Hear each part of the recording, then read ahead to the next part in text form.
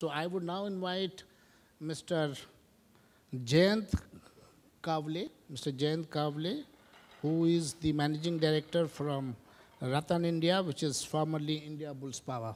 So over to Mr. Rattan, over to Mr. Kawale. And sorry, please, because we had given some more time because he was giving a perspective from the side of all of yours. So from your side, you can just add to what he has said.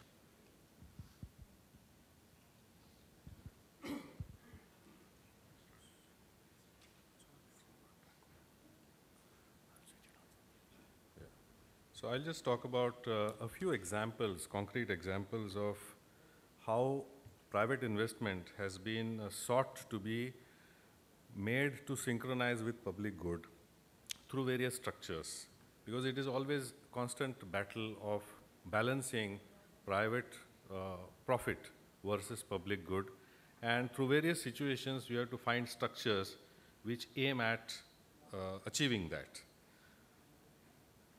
I think the principles should be that it should not be a zero-sum game. There should be net accretion to the social good. It should add value. Private sector investment should not just replace public investment. It should be different in nature. The added value should be equitably shared between public good and private investment in a win-win situation. Also, intangibles should be taken into account, such as environment, social harmony, etc., and not just, we should not just go by the numbers, GDP numbers. I'll take some good examples. The first example I can think of is solar energy, where demonstrably in the last 5 years, a lot of contribution has been made by the private sector. The tariff, for instance, has come down from 17 rupees 91 paise, this was in 2009, to about 5 rupees now in 5 years.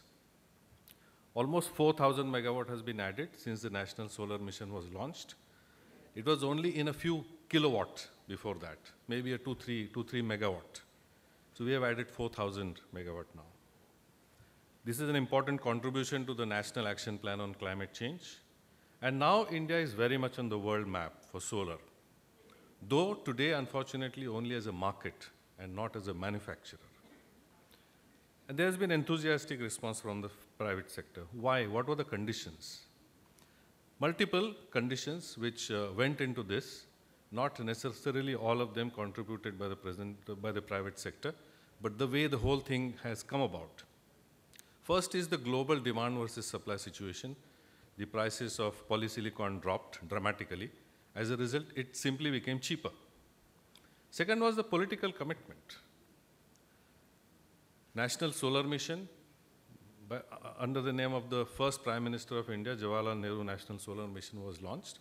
And that political commitment today continues in spite of the change in government. Good policy framework.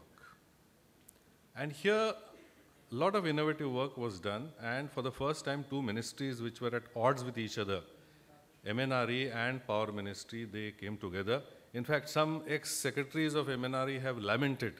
They have said that, no, this is a surrender of MNRE to the Power Ministry. But we should look at the result. The result is a fabulous improvement in the contribution of solar power. Good stakeholder consultation has gone into the policy making.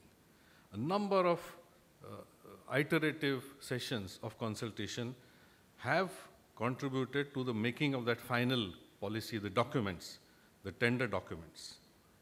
Also, the technological progress, constant change in the technology that has contributed to this. The caravan effect, so many solar developers have gone into the field, and therefore a lot of collective learning has gone into this entire process. Also, the nature of investment, it's a short gestation project, low project implementation risk, low operational issues, and competition. All this has made a unique mix which has contributed to that 4,000 megawatt and 5 rupees per unit. This set of factors need not repeat itself in other sectors and within energy in other areas also. This could be unique, but there are a lot of learnings that we should derive from this. Although some problem still remains, Going forward, we don't know where all this money is going to come from.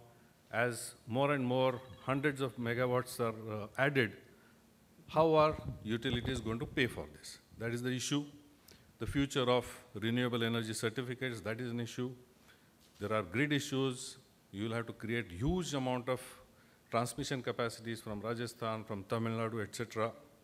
And how do we balance this infirm power of solar through adequate peaking capacity when we are not giving proper attention to hydro? This is going to be some of the issues that we are going to face. Now, hydro, which would have been a good balancing factor for solar, was an orphan and now it is virtually dead. So exactly the opposite has happened in hydro that we have seen in solar. There's no political conviction. States are not talking to the center. States are not talking amongst themselves. We talked about Arunachal Pradesh. Projects in Arunachal Pradesh are opposed by Assam. So all political khichdi is taking place. There is no satisfactory framework for offtake of hydropower by utilities. We have had occasion to talk about this in the past, in this forum as well. Hydro is not being given the credit for renewable energy. I mean, it is the first form of renewable energy, but it is not treated as renewable energy for your renewable energy obligation. No premium is given for hydropower, although it serves a huge peaking requirement in the grid, but no premium for that. Environmental clearances and land acquisition is a big mess.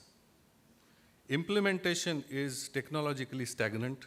We are using the same technology. Maybe it's not the fault of developers, but the technology has not developed, or new technology is not used, like tunneling, etc., tunnel boring machines. The result today is that the private sector has turned its back. In the last session, we had occasion to talk about Arunachal Pradesh. General Singh talked about how the local people and developers should come together. I can cite an example of my previous company, that is Jindal Power. We were developing 3,000 megawatt project in one of the remotest corners of Arunachal Pradesh. And our experience was that the initial hostility which we had to encounter, a lot of patient work went into working with the local people, trying to convince them that the project is in their interest. As a result, our public hearing, when it finally took place, it took place without any hitch. Everybody, all the local leaders, they spoke in favor of the project and they welcomed it.